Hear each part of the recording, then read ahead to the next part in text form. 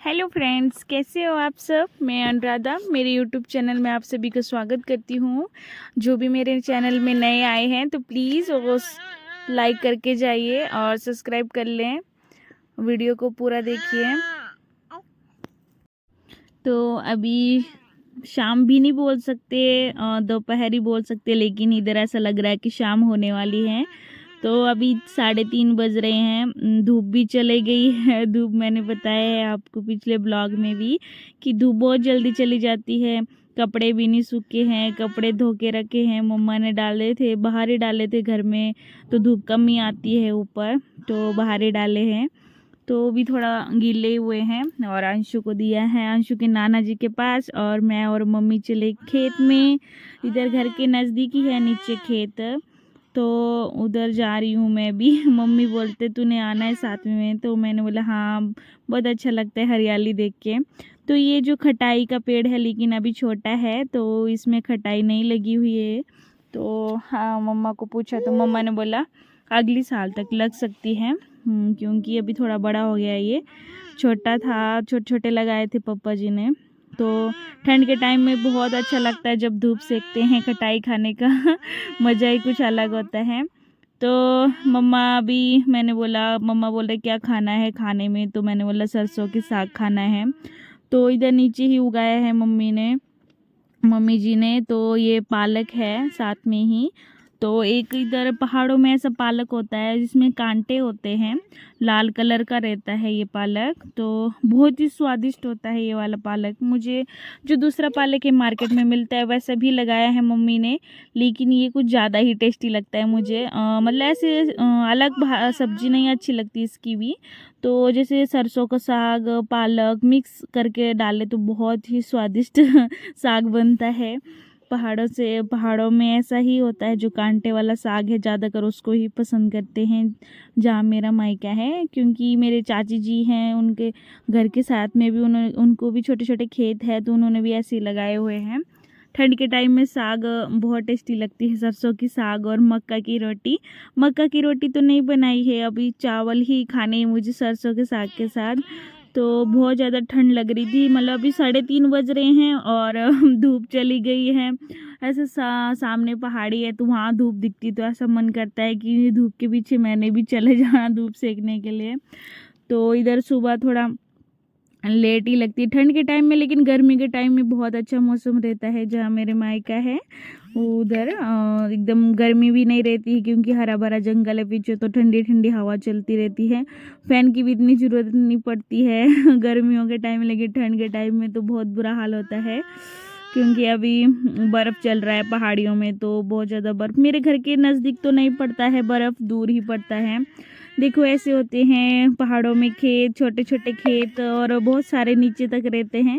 तो इसमें कि कुछ एक गेहूँ बीजा हुआ है, कुछ एक में साग लगाया हुआ है, और कुछ एक खेत में आलू भी लगाए हुए हैं। तो देख सकते हैं मेरे मायके का गांव। तो पहाड़ों में ही घर बनाए हुए लोगों ने, पहाड़ों में ही रहते हैं। तो पहाड़ी बहुत ज़्यादा होती है, प्लेन इलाके कम ही होते हैं। मतलब जहाँ मेरा मायका है उधर प्लेन इलाके कम ही है। तो मुझे तो इतनी ठंड लग रही थी, मम्मी ने मुझे स्वेटर दिया। ये थोड़ा बड़ा था स्वेटर, तो क्योंकि जो पहले वाले स्वेटर है वो तो बहुत छोटे छोटे रहते कॉलेज टाइम के, तो वो तो मुझे नहीं आते। तो ये वाला स्वेटर दिया मम्मी ने, क्योंकि मैं उधर नहीं लेके जाती हूँ अपने ससुराल में, क्योंकि उधर इतना ठंड नहीं रहती। उधर एक स्वेटर भी हुआ तो बहुत चलता है वो भी, लेकिन इधर बहुत ठंड रहती है, तो इधर कम से कम 2-3 स्वेटर होने ही चाहिए। तो मैंने 2 स्वेटर पहने हुए हैं गर्म। तो ऊपर से मैंने शॉल भी लगाई है मम्मा की। तो बहुत अच्छी सॉफ्ट जो है शॉल है, एकदम बोल सकते हैं नरम है, और हवा भी नहीं लगती इससे कान को। तो ये देख सकते हैं इधर भी गेहूं ही बीजा है, छोटे छोटे खेत है नीचे तक, और साथ में ही जंगल पड़ता है इसके साथ में ही। मतलब ऐसा जंगलों से भी मतलब घास लाते हैं गाय के लिए। तो मैंने आपको पिछले ब्लॉग में बताया था कि मेरे पापा जी कैसे काट रहे थे घास गाय के लिए। तो इधर सूखा घास भी खिलाते हैं, और ऐसा जो हरा घास रहता है वो भी खिलाते हैं। तो ये स्वेटर जो है वो ऊपर तक है, गले तक, तो गले में हवा नहीं लग रही थी। और शॉल लगाती हूँ तो हेयर मेरे सभी बिखर जाते हैं, तो मैं इसको पीछे कर लेती हूँ। तो पीछे किए मैंने, क्योंकि मैंने आज हेयर पिन नहीं लगाए थे, चोटी बनाई थी। और भी मम्मा ने किया था, जब धूप लगी हुई थी तो मालिश कर रहे थे हेयर में तेल की, तो उन्होंने फिट चोटी बनाई है आज। तो बहुत ध्यान से काट रहे हैं मम्मी, क्योंकि अगर थोड़ा सा भी ऊपर निकल जाएगा तो फिर वो सूख जाता है, जो सरसों का नीचे की जड़ होती है वो सूख जाती है। तो कमेंट करके बताइए किस किस को पसंद है सरसों का साग, पालक का साग।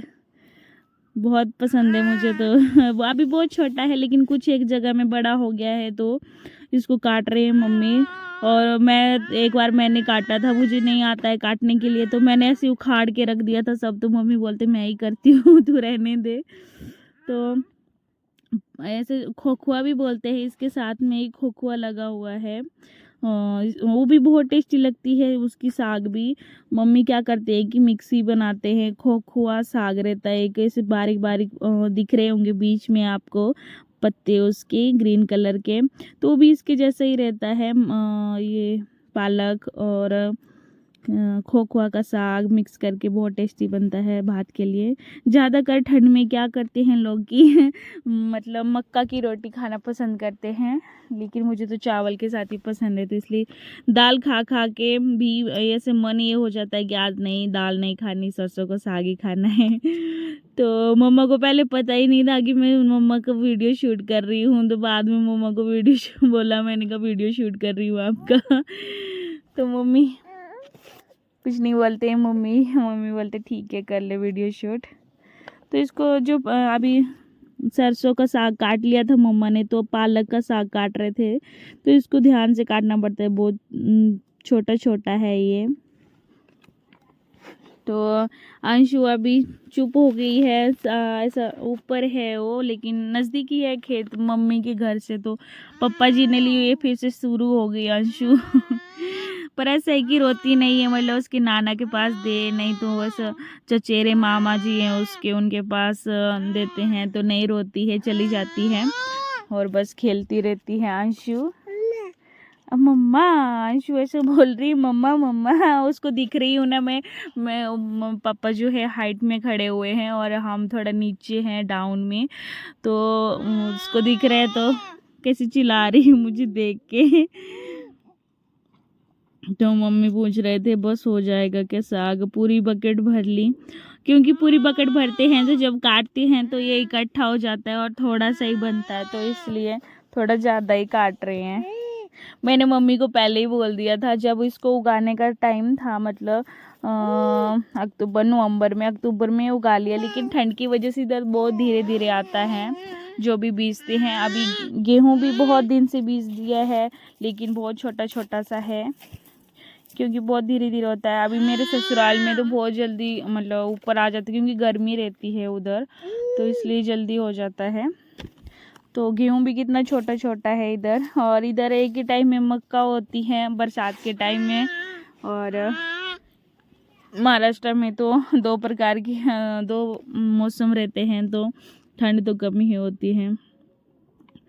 तो बस अभी काट ली थी मम्मी ने, साग ऐसे काटा हुआ है, इसको का मतलब नीचे से ही काट दिया था दराटे के साथ मम्मी ने। तो इस हरा धनिया भी लगाया हुआ है, लेकिन अभी बहुत ही छोटा है तो इसको नहीं काट सकते हम। और ये देख सकते हो आलू लगाए हुए हैं मम्मा ने, तो देसी आलू बहुत ही स्वादिष्ट होते हैं, जो पहाड़ी आलू रहते हैं, तो खुद ही लगाते हैं, मतलब खुद के घर का गुजारा हो जाए, ऐसे बेचने के लिए नहीं लगाते, मतलब ऐसे दूसरों को देने के लिए, तो थोड़े से लगाते हैं, ठंड के टाइम में लगते हैं आलू भी। और यहाँ से सीढ़ियाँ हैं ऊपर को, तो मम्मी बोलती कौन से रास्ते से जाएगी, इधर पहाड़ों में रास्ते ही रास्ते बन जाते हैं जैसे चलने लगते हैं, तो और बहुत अच्छा भी लग रहा था, लेकिन ठंड लग रही थी अभी मुझे, तो मैंने सर के ऊपर ले लिया शॉल वगैरह। अभी मम्मा जी को तो आदत है, मैं तो बहुत दिन के बाद आई हूँ तो मुझे इतनी आदत नहीं है, इसलिए शॉल वगैरह लगा रही थी कहीं सर्दी ना हो जाए, क्योंकि अभी पानी भी चेंज हुआ है हमारा, और गर्म ही पानी देते हैं मम्मी मुझे पीने के लिए। मम्मी ऊपर चढ़ रहे थे दूसरे रास्ते से, तो मैं तो अभी इधर से तो मेरे से नहीं होगा, तो मैं सामने वाले से रास्ते से ही जाऊंगी। तो मम्मी बोल रहे थे बकेट में साग भर लिया है अभी, तो इसको ऊपर लेके जाना है और कपड़े भी साथ में लेके जाने हैं। कपड़े सूखे नहीं है, गिल्ले ही आधे, इसलिए अंशु के कपड़े तो मशीन में सुखाने पड़ते, तब जाके 2 दिन में सूखते हैं कपड़े भी। और महाराष्ट्र में तो जैसे सुबह धोए कपड़े तो शाम तक पूरा कपड़े सूख जाते हैं, हार्ड कपड़े भी हुए तो भी सूख जाते हैं। तो अभी जा रही हूँ मैं भी ऊपर, और अभी हमारा साग भी कट गया और पापा ने ली हुई है अंशु। तो इधर गाय को बांधते हैं, और गाय को खाने के लिए देख सकते हो सूखा घास है। ये घास जो है वो धान का रहता है,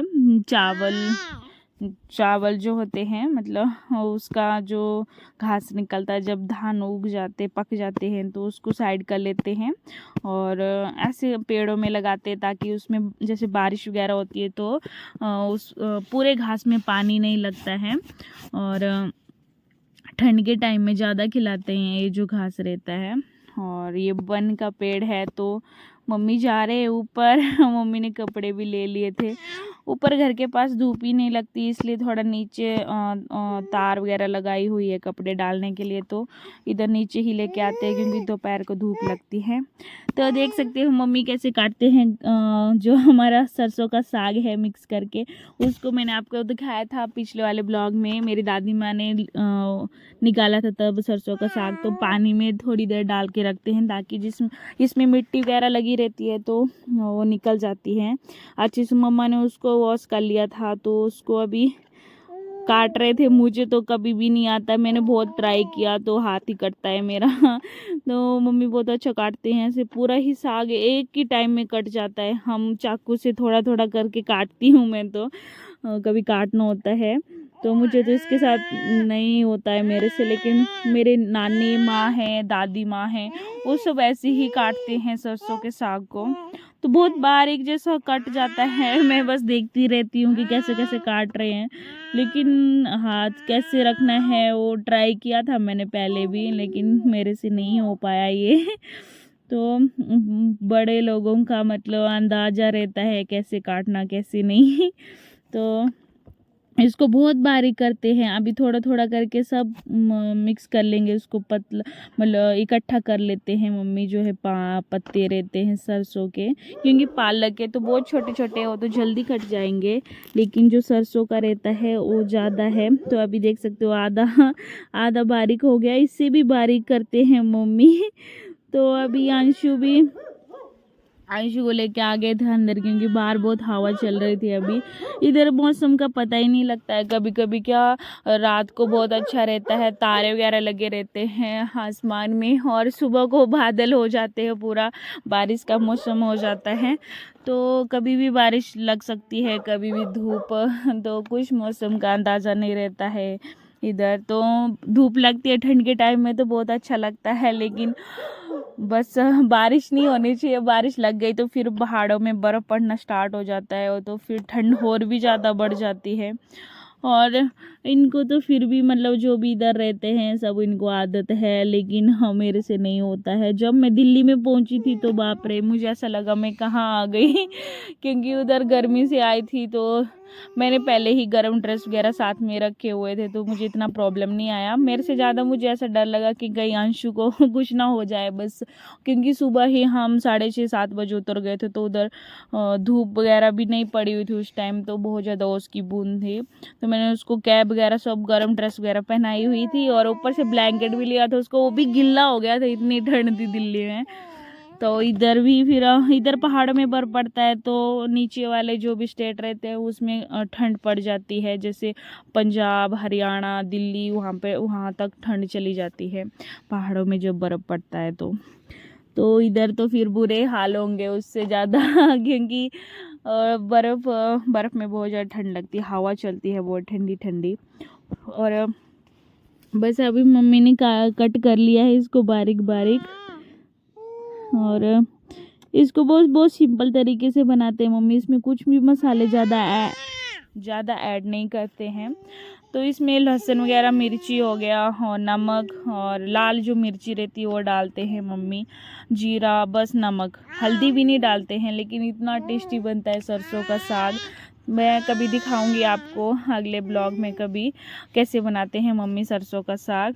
तो अभी कट के तैयार हो गया है, देख सकते हो आप, हाथ में फंसा हुआ है। अभी उसको निकाल रहे थे मम्मी, तो कितना बारीक कट के तैयार हो गया। इतने बड़े बड़े पत्ते थे और मैं ट्राई करूँ तो मेरा तो हाथ ही कटेगा। तो कमेंट में बताइए किस किस को ऐसे काटने के लिए आता है सरसों का साग, तो प्लीज़ कमेंट कीजिए। और किस किस को ज़्यादा पसंद है सरसों का साग। अभी मैं महाराष्ट्र में एक दो बार मैंने सरसों का साग खाया। मेरे ससुर जी को बोला मैंने, उधर ज़्यादा सरसों का साग नहीं खाते हैं जहाँ मेरा ससुराल है। तो मेरे ससुर जी कहीं से भी लेके आए, मतलब कहीं मिला होगा उनको, क्योंकि ज़्यादा नहीं उगाते सरसों का साग। तो कहीं से भी लेके आए मेरे लिए। मुझे बहुत मन किया था खाने का सरसों का साग, लेकिन वो इतना बड़ा बड़ा सरसों का साग था, वो थोड़ा ज़्यादा कड़वा ही था। लेकिन ये वाला सरसों का साग बहुत अलग रहता है। तो अभी अंशु का मालिश चल रही है, खाना वगैरह बन गया है, अभी खाया नहीं है हमने। तो मम्मी जी ने बोला अंशु को कहीं ठंडा लग जाए, तो उसको बहुत तेल गरम किया हुआ है मम्मा ने, और गरम गरम तेल के साथ बहुत इंजॉय करती है अंशु मालिश करने का। तो मम्मा उसको 3 टाइम मालिश करते हैं ठंड के टाइम में। बच्चों को इधर मतलब हिमाचल में बहुत मालिश करते हैं, बोलते हैं मालिश करने से बच्चों को थोड़ा गर्म रहता है। बेबी नहीं बोल रही है, बहुत ऐसी शैतानी करती है। अभी खुद की सॉक्स पकड़ी हुई है और बस उसके साथ ही खेल रही है।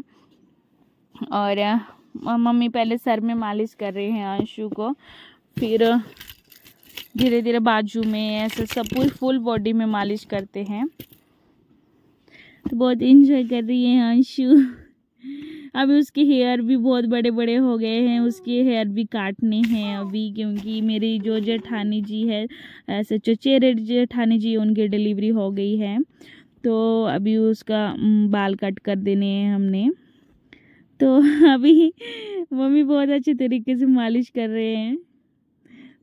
पिछले दिन तो मेरी दादी माँ ने मालिश की हुई थी, तो उन्होंने भी मालिश की। तो अंशु नहीं चिल्लाती है, अंशु बहुत मज़े लेती है। मतलब ऐसा होते हैं बच्चे चिड़चिड़े हो जाते हैं, मतलब दूसरों के पास नहीं जाते हैं माँ छोड़ के। तो नहीं, अंशु का ऐसा कुछ भी नहीं है, अंशु चली जाती है। और मम्मा ने कैप लगा दिया अंशु को। और अभी मम्मी टांगों में कर रहे थे, गरम तेल किया हुआ है, गरम ठंडा हो जाता है जल्दी से। तो मम्मी ने फिर से गरम किया तेल, फिर कर रहे थे। तो कैसे पकड़ रही है मम्मी के हाथ वो। तो पहले एक टांग में किया, फिर दूसरे टांग में करेंगे मम्मी। और मुझे तो बहुत ज़ोर की भूख लगी थी सरसों का साग देख के। तो अभी मम्मी बोल रहे थे कि हाँ आप खा लो। मैंने कहा नहीं, फिर साथ में ही खाते हैं, क्योंकि अच्छा लगता है साथ में खाना। अंशु कभी कभी खाने नहीं देती है साथ में। वो क्या करती है कि उसको पहले फीड करवाया, हमने खाना वगैरह बना लिया, तो फिर वो सो जाती है। और वो सो जाती है तो फिर उसको सुला के आना पड़ता है। तो फिर उधर कोई ना कोई चाहिए, अकेले नहीं छोड़ते हैं उसको, क्योंकि कभी भी बेबी उठ जाता है तो फिर किचन तक आवाज़ भी नहीं जाती है कई बार, क्योंकि ब्लैंकेट वगैरह ओढ़ते हैं उसको ज़्यादा, तो फिर ठंड के मतलब ठंड ना लगे, तो इसलिए उसके साथ में ही रहना पड़ता है। तो बहुत इंजॉय कर रही है अंशु मालिश का। जब मम्मी उधर आए थे, अंशु बहुत छोटी थी, हाँ ये डिलीवरी के लिए आए थे मम्मी मेरे, जब मैं कर्नाटका में थी। तो अंशु बहुत छोटी सी थी, तो मम्मी उसको 4 बार मालिश करते थे, और सुबह भी मालिश करते थे। फिर जब नहाना, उसको नहाने से पहले मालिश, नहाने के बाद मालिश, फिर से शाम के टाइम मालिश, सोने से पहले भी उसको मालिश। तो मम्मा ऐसे करते थे कि मतलब कम से कम 50 मिनट तक मतलब उसकी मालिश करते हैं, नहीं तो आधा घंटा तक मालिश करते हैं। अभी कोई कोई क्या होता है कि मतलब जहाँ पे गर्मी रहती है उधर इतना मालिश नहीं करते हैं, लेकिन इधर पहाड़ों में बहुत मालिश करते हैं बच्चों को, ताकि ठंड ना लगे उनको भी। गर्मी के टाइम में थोड़ा कम हो जाती है मालिश, लेकिन ठंड के टाइम में अच्छा रहता है बेबी को मालिश, मतलब सर्दी वगैरह नहीं होती है गर्म तेल से। तो मैं उसको जॉनसन बेबी तेल ही यूज़ करती हूँ उसके लिए। तो मम्मी भी मतलब इधर ज़्यादातर तिल का तेल, पहाड़ों में तिल का तेल और सरसों का तेल गरम करके लगाते हैं। तो मैंने उसको पहले से यही तेल लगाया हुआ है, तो मम्मी इसको ही गरम किए हुए हैं, तो इसके साथ ही कर रहे हैं मालिश। और अंशु के चल रहे हैं गाने अभी गाने गाती है पर पता ही नहीं लगता उसका कौन से गाने गाती है। तो बहुत शैतानी कर शैतान बन गई अभी अंशु। कैसे देख रही है अंशु अपनी टांगों की, क्या कर रहे हैं कुछ ना कुछ चल रहा है दिमाग में, मतलब मैं क्या करूँ क्या नहीं। बस अभी कुछ भी सामान उसके हाथ तक पहुंचता है, जैसे वो वॉकर में चलती है तो पूरे सामान को नीचे फेंक देती है। इधर उधर तो फेंकती थी घर में, जहाँ कर्नाटका में रहते हम, तो इधर भी नानी के घर में भी ऐसे ही करती है अंशु। तो बहुत इंजॉय कर रही है अंशु। तो उसको गर्म सॉक्स पहनाए हुए, उसको नहीं निकाले हुए हैं। धूप जब लगती है तब निकालती हूँ, उसके स्वेटर भी निकालती हूँ कभी कभी, और सॉक्स वगैरह भी निकाल देती हूँ, कैप भी। लेकिन जब शाम का टाइम हो जाता है 3 बजे के आसपास धूप चली जाती है इधर से, तो फिर हाथ के ग्लव्स तो नहीं पहनाती मैं, लेकिन सॉक्स वगैरह उसको पहनाते हैं, और कैप वगैरह भी लगाए रखते हैं उसको, स्वेटर भी। तो स्वेटर उसको बहुत गुस्सा आता है उसको कैप लगाने का, क्योंकि उसको आदत नहीं है, तो वो निकाल देती है अपने हाथ से, कभी कभी सॉक्स को भी निकाल देती है वो। और उधर कैसे गर्मी है मेरे ससुराल में, तो उसको इतना आदत नहीं है। तो हो गई है अंशु की मालिश, अभी बस उसको पीठ में मालिश करनी है और टांगों की मालिश हो गई है। बहुत टाइम तक मम्मी मालिश करती है, मेरे से भी नहीं होती इतने टाइम तक, मैं भी नहीं करती हूँ। तो टांगों की मालिश हो गई और अभी पीठ की मालिश करनी है अंशु की। तो मम्मी हमेशा बोलते हैं कि बेबी को, मतलब बड़ों जो भी मेरे मतलब पुराने परदादी हैं व नानी जी हैं, वो बोलते हैं कि बेबी को ऊपर की तरफ ही तेल लगाना चाहिए। ऐसा पता नहीं क्यों बोलते, इतना मुझे भी नहीं मालूम, लेकिन ऐसा बोलते हैं। नीचे की तरफ को तेल नहीं लगाना चाहिए पीठ में, ऊपर की तरफ से तेल लगाना चाहिए। तो अंशु बहुत मज़े ले रही है मालिश करने के। तो फ्रेंड, जो भी मेरे वीडियो में नए आए हैं प्लीज़ फुल वॉच कीजिए और सब्सक्राइब करके जाइए, ऐसे मत जाओ मुझे भी सपोर्ट कीजिए ताकि मैं भी सबकी तरह आगे बढ़ पाऊँ। और मेरे ब्लॉग आपको कैसे लगते हैं कमेंट में बताइए। तो फ्रेंड, मिलती हूँ मैं अगली वीडियो में फिर, तब तक के लिए बाय। ऐसे ही आपको मेरे ब्लॉग मिलते रहेंगे अभी पहाड़ों के, क्योंकि मैं अभी मायके में आई हूँ। तो 2 साल के बाद मैं मायके, 2-2.5 साल ही हो गए हैं मुझे, तब